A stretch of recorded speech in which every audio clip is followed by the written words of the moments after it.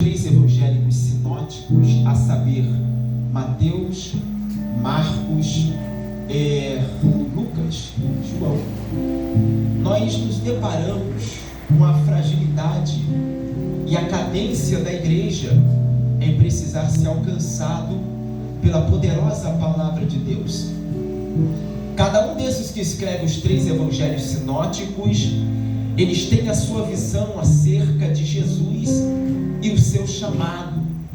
Cada um faz questão de apresentar com muita ousadia e intrepidez quem era Jesus, apresentado por eles dentro do seu contexto. Mateus, ele apresenta Jesus como sendo o profeta profetizado no Antigo Testamento. Marcos, por sua vez, ele apresenta Jesus como o Senhor que veio para mudar o quadro da história. Quando Lucas começa a apresentar Jesus, Lucas apresenta Jesus como Filho do Deus vivo. E João, por sua vez, apresenta Jesus como onisciente Filho de Deus. Mas de todos esses, o que mais me chama a atenção é Mateus. Por que Mateus? Porque Mateus, ele era um homem judeu. E sendo Mateus judeu, ele não podia proferir nos seus lábios que Jesus era verdadeiramente o Filho de Deus. Por quê? Porque a sua crença judeia não permitia que ele proferisse essas palavras. Em seu capítulo 1 de Mateus, no seu versículo de número 10, a Bíblia vai dizer que Jesus, saindo das aldeias dos Gadarenos, ele passa pelaquele ambiente. E a Bíblia então vai dizer que ele encontra quem? Ele encontra Mateus. Quem era Mateus? Mateus, ele era cobrador de imposto.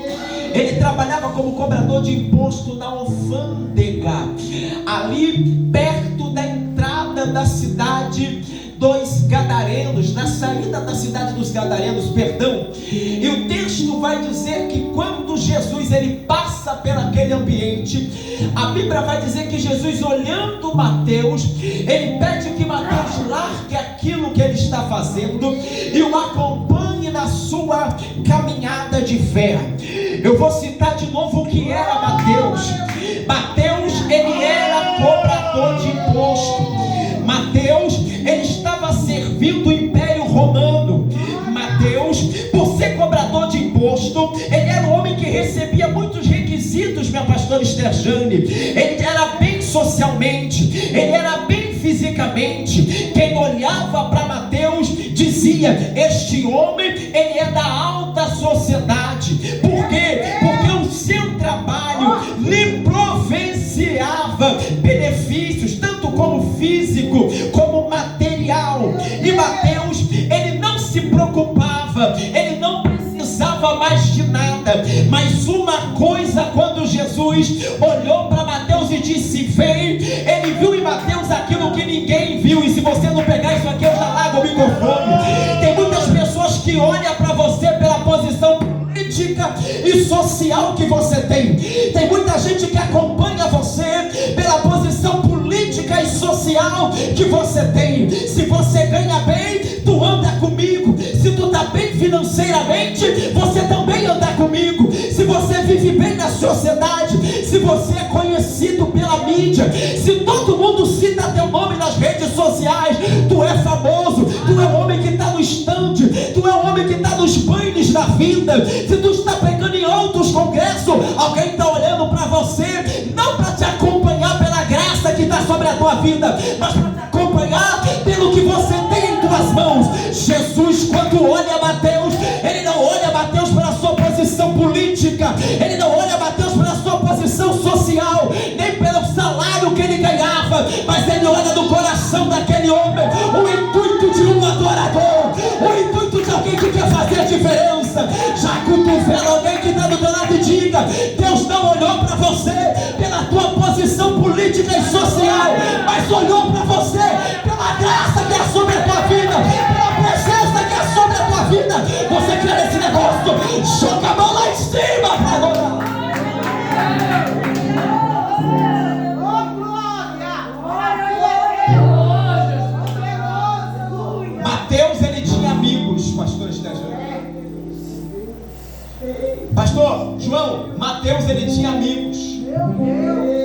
mas pessoas que andavam com ele pelo que ele tinha no bolso, pelo que ele podia oferecer. Mas quando Jesus chegou naquele ambiente, ele olhou para Mateus e falou assim: não, esse aqui é diferente, abandona o que tu está fazendo e vem comigo. A Bíblia vai dizer que Mateus, o que ele faz? Ele não questiona com Jesus, ele não bate o pé, meu pai João, ele não bate o pé e diz assim: eu não posso, eu estou preso, estou agarrado. Não, a Bíblia vai citar capítulo 9, versículo 10 do Evangelho de Mateus, quando Jesus chamou ele, imediatamente ele largou o que ele estava fazendo e seguiu Jesus. Eu já abro um parênteses aqui para predicar.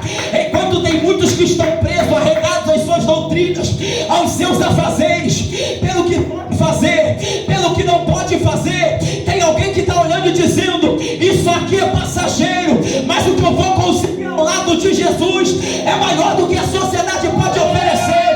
Enquanto alguém está dizendo: pastor Stejane, eu não vou para o culto porque eu estou trabalhando, eu não vou para a igreja porque eu tenho que trabalhar. Mateus está ali dizendo: o trabalho não importa, o salário não importa, o que importa é a minha salvação. É por isso que a Bíblia diz: buscar primeiro o reino de Deus e a sua justiça, e as demais coisas vos serão acrescentadas. É Deus olhando para meia dúzia de pessoas e dizendo: deixa tudo que é material ficar para trás, vem, porque eu tenho coisa grande para a tua vida, eu tenho coisa maior para a tua vida. Só você que quer isso, por gentileza, levanta a mão para cima para adorar.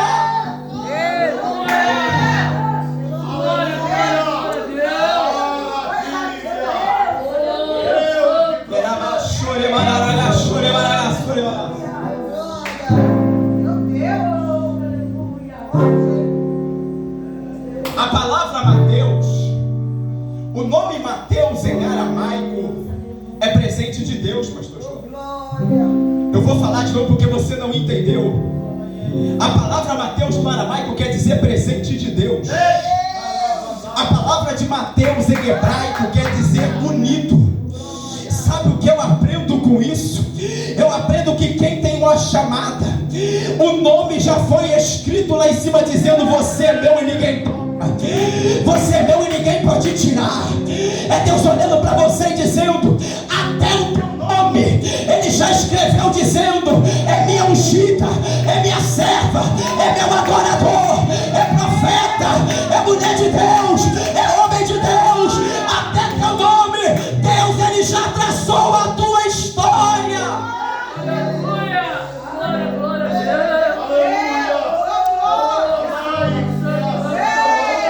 A Bíblia vai dizer que Mateus ele larga o que ele estava fazendo e ele segue Jesus. Agora tem a Bíblia que diz que Mateus segue Jesus. É a mesma Bíblia que vai dizer que Mateus ele faz questão de anotar e dizer tudo aquilo que Jesus estava fazendo. Então Mateus não era só mais um da multidão. Mateus ele queria fazer a diferença, e é aqui que entra o negócio.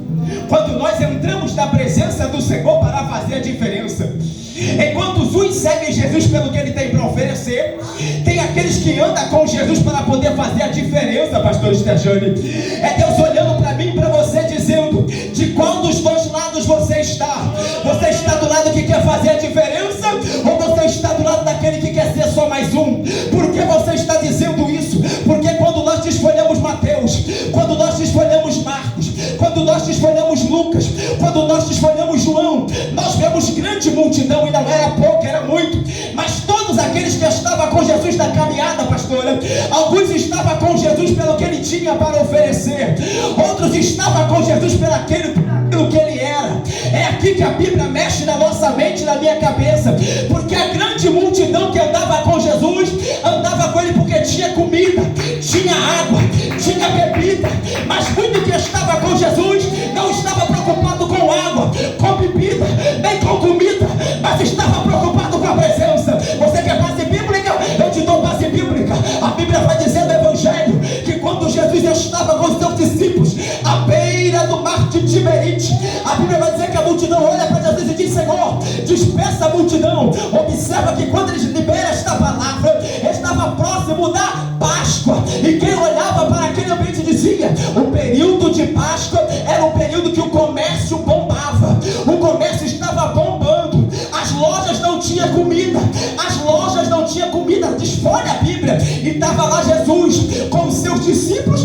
multidão sentada, olhando, esperando o pastor Estejane. Aí alguém olha para Jesus e diz: Senhor, está ficando tarde. A multidão está esperando o quê? Alguma coisa. Dispensa a multidão. Mas Jesus diz assim: eu sei, tem muitos aqui que estão esperando alguma coisa, mas até para me dispensar, eu não vou dispensar de mão vazia. Eu vou falar de novo. Até esses que não quer nada, Deus não dispensa de mão vazia.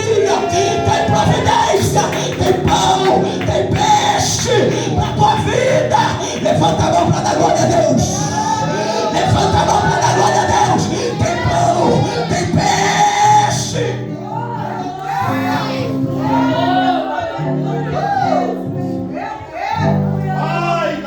Vamos dispensar a multidão, sim, mas eles não vão de barriga vazia.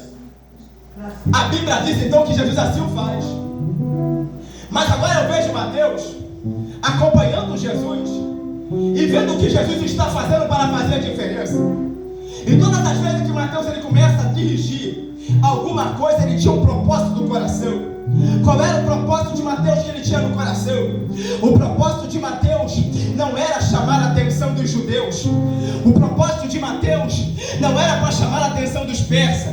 O propósito de Mateus não era chamar a atenção de outra nação, porque Mateus ele era judeu. Então tudo que ele escrevia, ele estava direcionado para onde? Para os judeus. Ele estava dizendo: o que eu estou presenciando aqui, meus irmãos judeus, eu quero que vocês também presenciem. E se vocês não presenciar, eu quero que vocês entendam o que eu vi Jesus fazer.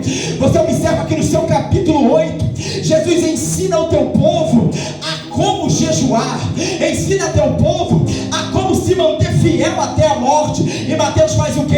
Ele está sentado e dizendo: eu estou vendo Jesus conversando com os discípulos, eu estou vendo Jesus conversando com a multidão, eu estou vendo Jesus limpando. E quando a Bíblia vai dizer capítulo 8, no seu versículo capítulo 8 de Mateus, ele olha Jesus sentado com um homem que, segundo a tradução judeia, era leproso, pastor João, não podia estar dentro da cidade se não tivesse o intuito liberado do rei. Você não entendeu? Eu vou falar de novo. Até para você poder mendigar dentro daquela cidade, tu precisava de uma carta carimbada pelo império. E a Bíblia vai dizer que Jesus, andando pelaquela cidade, ele olha aquele homem com aquela carta mendigando na cidade.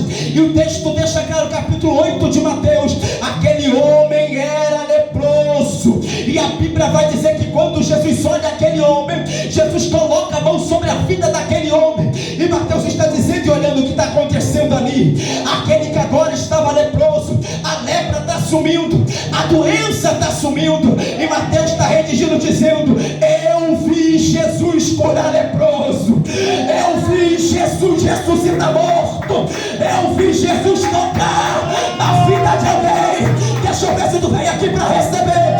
Deus está dizendo: a mão dele está estendida sobre a tua vida. Se você não vê, você vai presenciar o milagre de Deus na tua casa, o milagre de Deus na tua família, o milagre de Deus. Ai, levanta a mão para dar glória, levanta a mão para dar glória. Jesus, ele continua fazendo milagre, milagre, milagre, milagre, milagre, milagre, milagre, milagre. Levanta a mão para adorar.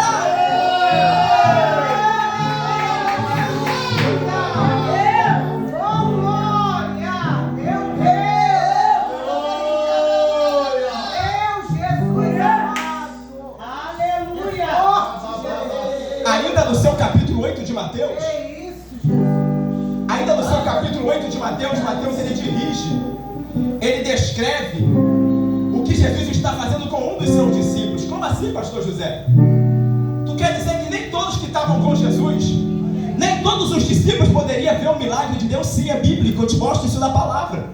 Ainda no seu capítulo 8, no seu versículo de número 14, a Bíblia vai dizer que os discípulos estavam andando com Jesus todo o tempo, pastor Estejane, andando com Jesus para cima e para baixo, ouvindo Jesus falar das coisas boas e perfeitas do mundo.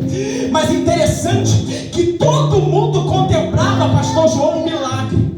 Os discípulos viam Jesus fazer milagre, os discípulos viam Jesus ressuscitar, os discípulos via Jesus curar, os discípulos via Jesus fazer um monte de coisa, mas na vez deles nada base bíblica? Te dou base bíblica. A Bíblia vai dizer que a sogra de Pedro está doente. E quando Pedro percebe isso, ele fala assim: peraí, eu vi Jesus fazendo milagre na vida de todo mundo, eu estou aqui fazendo a diferença, eu também preciso de milagre. Capítulo 8, versículo 9. Pedro chama Jesus e diz: Senhor, vai até a minha casa. Por quê? Porque a minha sogra está enferma, ela precisa ser curada, ela precisa ser transformada.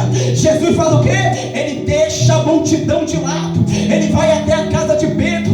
Pedro era discípulo de Jesus, andava com Jesus, e Jesus já tinha dito para os seus discípulos: se vocês profetizarem, os enfermos serão curados. Se você colocar a mão, milagre vai acontecer. Mas sabe qual é o problema? O problema é que tem muita gente que tem poder para profetizar na vida dos outros, mas não tem poder para profetizar sobre a tua própria casa. Eu vou falar, não entendeu? Tem muita gente que vai para a igreja de A, para a igreja de B, para a igreja de C, buscando a missionária, o missionário, o pastor, a pastora, para poder profetizar sobre a tua casa, quando Jesus já falou para você: usa a autoridade que há na tua mão, usa a graça que há na tua mão, usa o poder que há na tua mão. Eis que te dou o poder para poder profetizar. Então abre a boca e profetiza.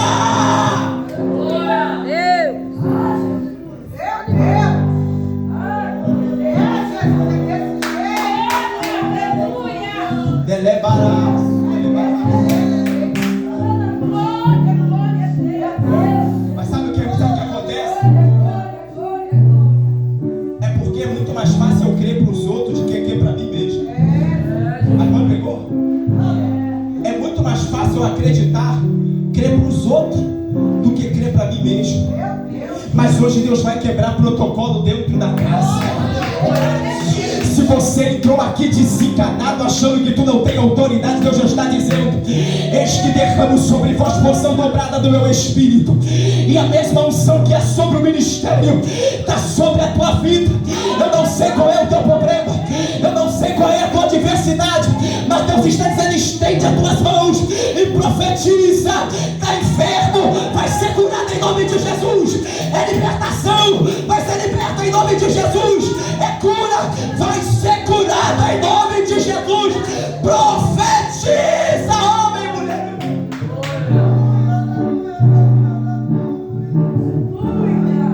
Vamos correr? Agora, quando eu me deparo com o seu capítulo 9 de Mateus, eu vejo Mateus uma vez mais redigindo e escrevendo mais os milagres de Jesus. Então agora nós vamos observar duas coisas em questão.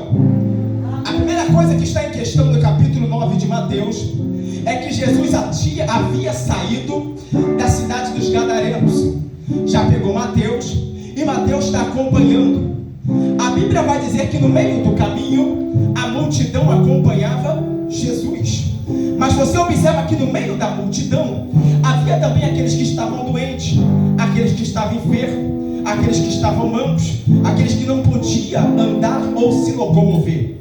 Mas a segunda coisa que me chama a atenção é que a Bíblia vai dizer que no meio da multidão também acompanhava não um, mas dois cegos. Aí eu te pergunto, como é que pode alguém cego seguir uma passeata? Não tem como, não consegue enxergar.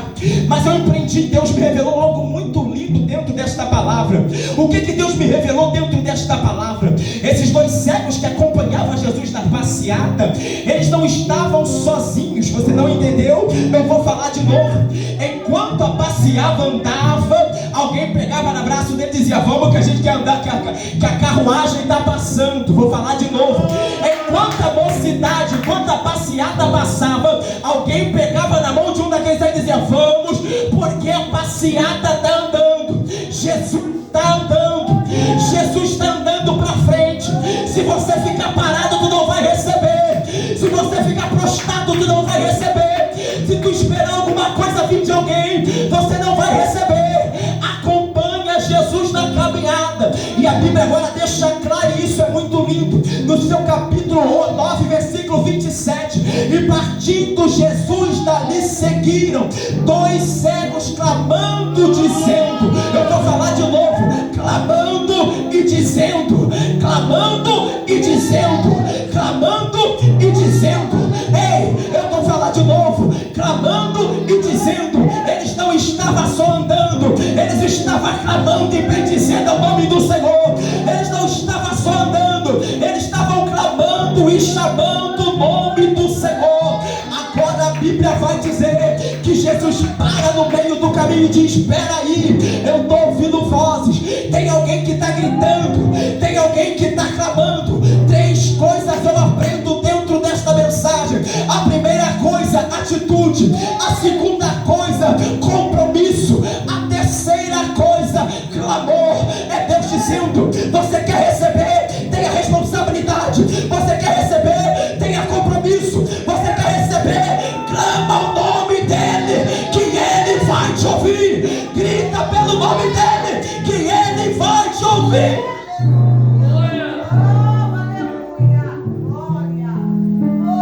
Clamando e dizendo,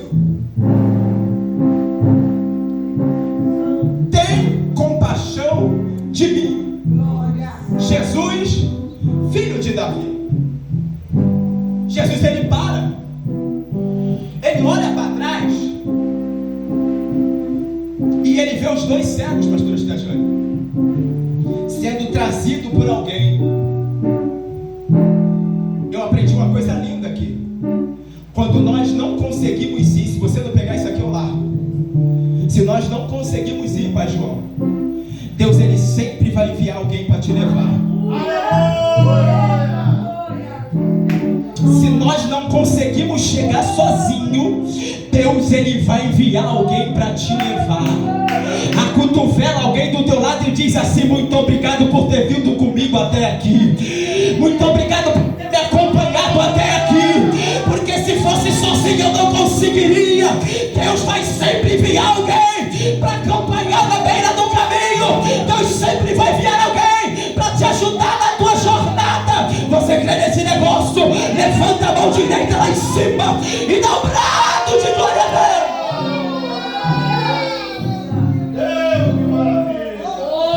Ele sempre vai enviar alguém. A Bíblia vai dizer que agora os 2 eles chegam, eles apresentam os 2 diante de Jesus. Mas interessante que Jesus olhar para ele e diz assim, vocês crede, vocês crede que eu posso fazer isso? Olha que pergunta ousada. Vocês creem que eu posso fazer isso? Olha isso aqui. Não tem quando alguém fala para você e te desengana e diz assim, não tem mais jeito?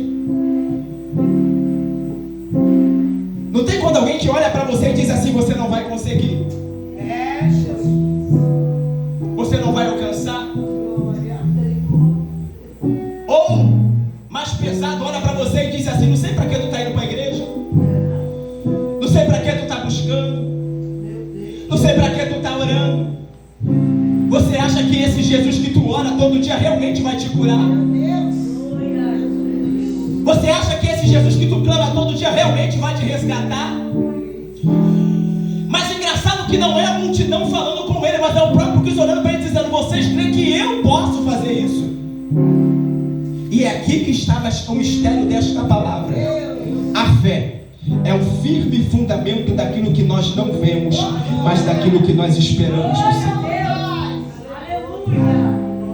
Eu não sei qual é o tamanho da tua fé nessa noite, mas se a tua fé for como um grão de mostarda, Deus está dizendo, vai acontecer na tua vida.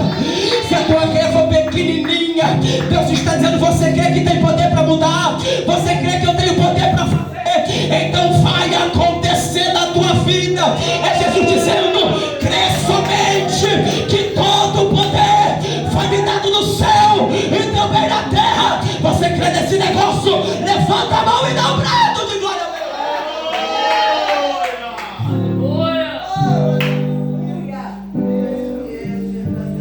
Agora a Bíblia vai dizer que eles olham para Jesus e dizem assim, Senhor, sim, Senhor, nós cremos. Fica de pé comigo, por gentileza. Aleluia, Jesus. Oh, glória. Maravilha. Oh, Deus. Glória. Dê para o que tem. Aleluia. Sim, Senhor, nós cremos. Vai haver vezes na minha vida e na tua vida que o nosso próprio Deus ele vai te confrontar.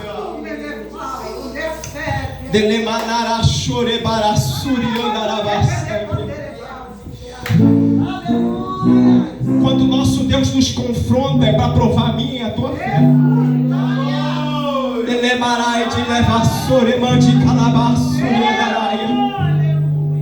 A sociedade se afronta, você consegue reter.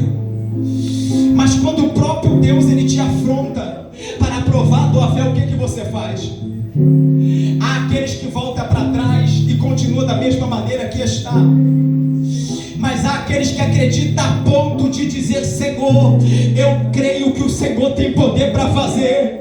Ainda que a sociedade diga que não, eu creio que o Senhor tem poder para fazer. Eu não sei como você entrou por essas portas da noite desse dia. Talvez o Deus que tu crê nessa noite está olhando para você e dizendo: mulher, homem de Deus, você crê que eu tenho poder para mudar a tua história? Você crê que eu tenho poder para mudar o quadro da tua vida? E a tua palavra vai fazer a diferença. Eu vou falar de novo. Quando Deus nos confronta, Pai João, é para provar a nossa fé. É Ele dizendo para mim e para você. Quando Ele te chama para compromisso, quando Ele te chama para responsabilidade, é para provar a tua fé, para ver se verdadeiramente você está preparado para receber. E eu vou liberar uma palavra profética. Você pega, se quiser, o Deus das causas impossíveis. Ele está dentro dessa igreja hoje dizendo: peça-me o que queres, que eu te darei nessa noite. Peça-me o que queres, que eu te darei nessa noite. Então abre a tua boca para clamar, abre a tua boca para pedir, abre a tua boca para... Pega emprestado a mão do irmão que está do teu lado. Meu Deus, aleluia. Maravilhoso. No seu capítulo, no seu versículo 29, o texto diz: tocou então Jesus nos olhos deles. Tocou então Jesus nos olhos deles. Ele disse: